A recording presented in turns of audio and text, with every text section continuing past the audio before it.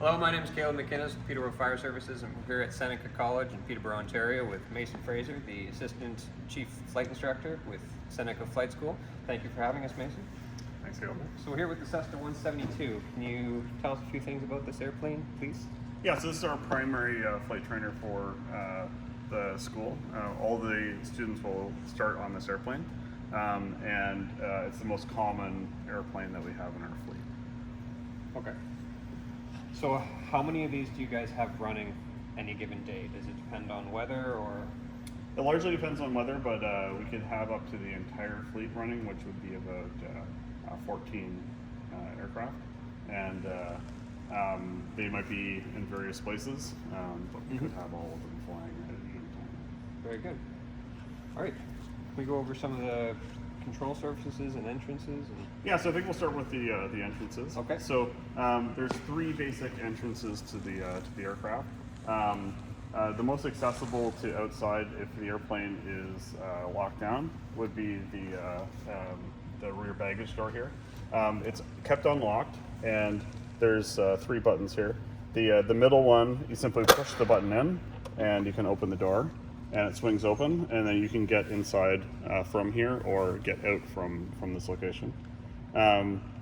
When the door is closed, you simply hold it closed and then push the popped out button back in, and then that latches the door back up. Very good. Okay, so the main entry doors are these doors here. The other side is identical, but mirror image. They're also kept unlocked. To open the door from the outside, you simply grasp the handle and pull it open to bring it open. If there's an occupant inside, chances are the door will be latched, in which case this outer door will be completely blocked off and unable to operate, because the door frame latch, which latches into the door frame here, will be holding the door completely closed. So in that case, your primary entry point would be the rear baggage door, as described before. All of the windows are plexiglass, so they can be removed completely. And to operate the doors the windows from the inside, you simply lift the latch and they open this way. The catch up here can be kicked out and removed to have full open access to the inside. So on this side of the door, we'll see we have two hinges. This particular model has pins on them that the pin can be pulled out and the door can be removed that way. It is also possible for us to cut them if it in needs of extrication. Behind this hinge here, there is a spring-loaded hinge as well that would need to be cut. But your best access, if this door was locked and the patient was not conscious inside, would probably be to go through the window, reach in and down and unlatch the door, which we'll show you from the inside later on. You are.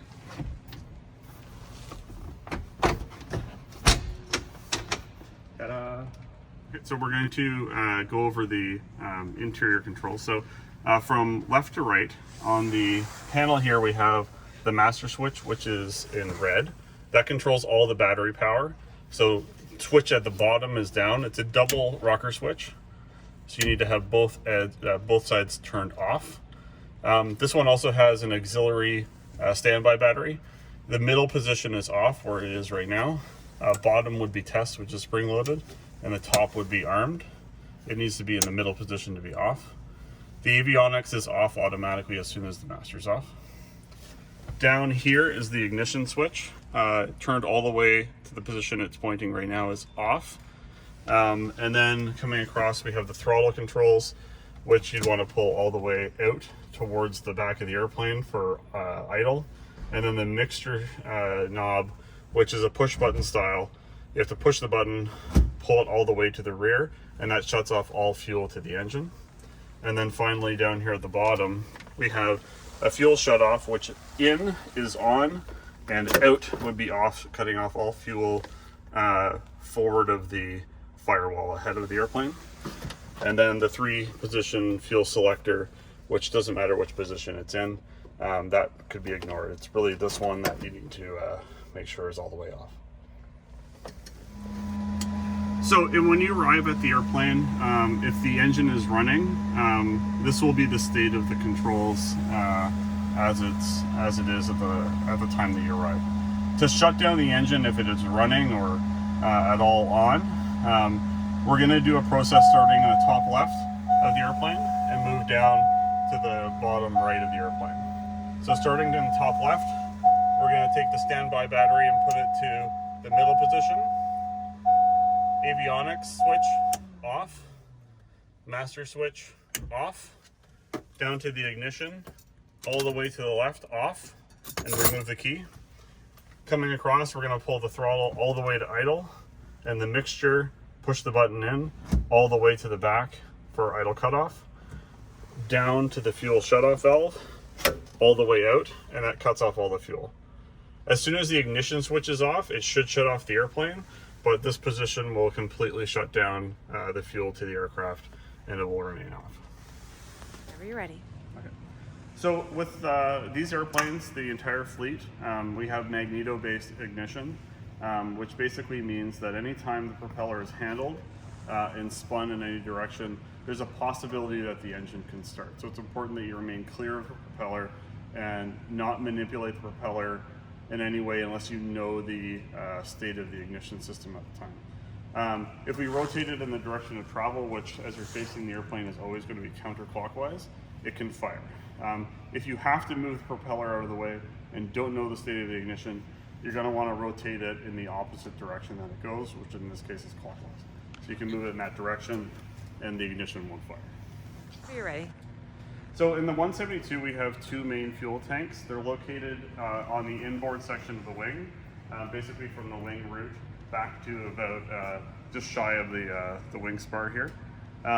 It encompasses the entire section of the wing from the leading edge to the back inside, and the fuel is put into the top. And to get up there, basically we have 3 points here. So we have your left foot goes up on the inside of the step there, left hand on the handle, and you just lift yourself up using the wing for support, and put your other foot on the pad on the spar. So once you're up on top of the wing, the fuel cap here just twisted counterclockwise until it stops, and then you simply lift it up. It's on a chain and it can hang open, and then the fuel is there. If for whatever reason you need to access it. To put it back in, of course, you just drop it back in and turn it clockwise to close. So we'll talk a little bit about accessing a fire that might be inside of the cowling here.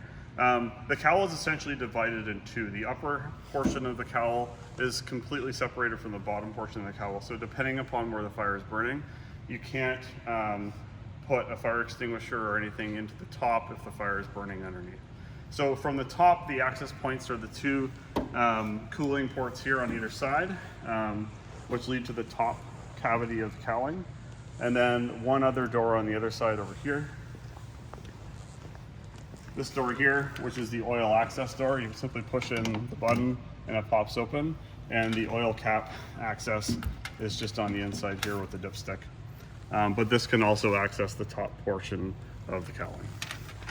The bottom portion of the cowling is accessed through underneath here. We have where the landing gear comes out, there's a hole which leads to the bottom portion of the cowling, and you know, if you need to spray a fire extinguisher up there, you can lead it in there. Ready. All right, so this is the 172 with the front cowling off, just to show you a little bit more about how the division between the two halves of the cowling works. So all this baffling at the top, which is designed to help cool the engine, is what separates the top half from the bottom half of the engine. So you can see a little bit better how it's separated with that. On top, the only fuel is going through this particular unit here. Everything else is dry. On the bottom half, however, when we move over to the side,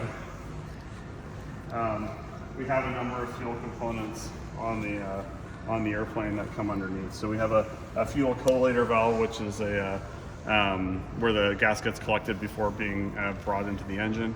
We also have the throttle body underneath, and then the oil pan for the engine is just above that, where the oil reservoir would be.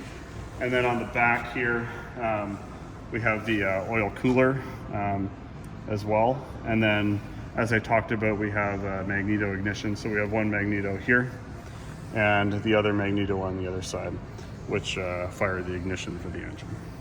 So on this side of the cowling, or this side of the airplane with the cowling removed, we have the battery for the airframe. It's a regular battery, but it's a 24 volt battery as opposed to a 12 volt battery.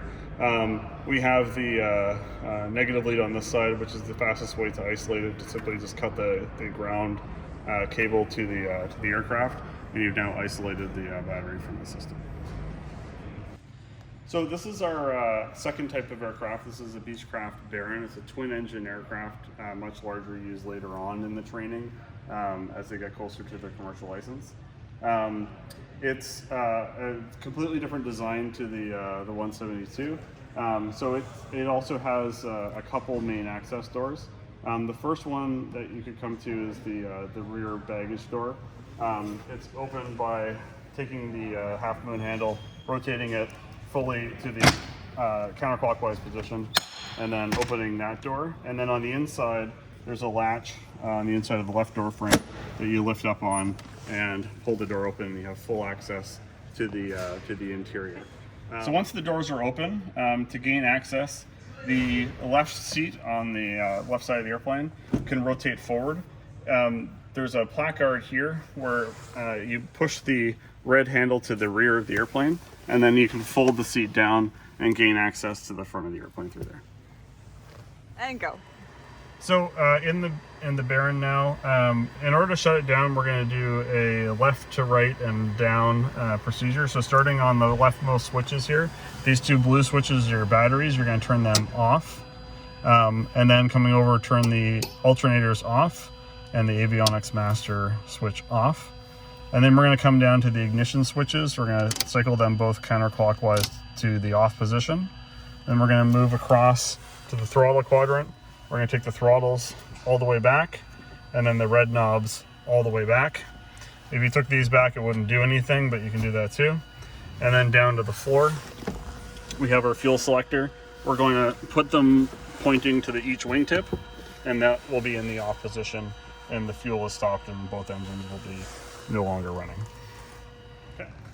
So on the Seneca College Baron aircraft, all three of our Barons have the optional extended fuel system.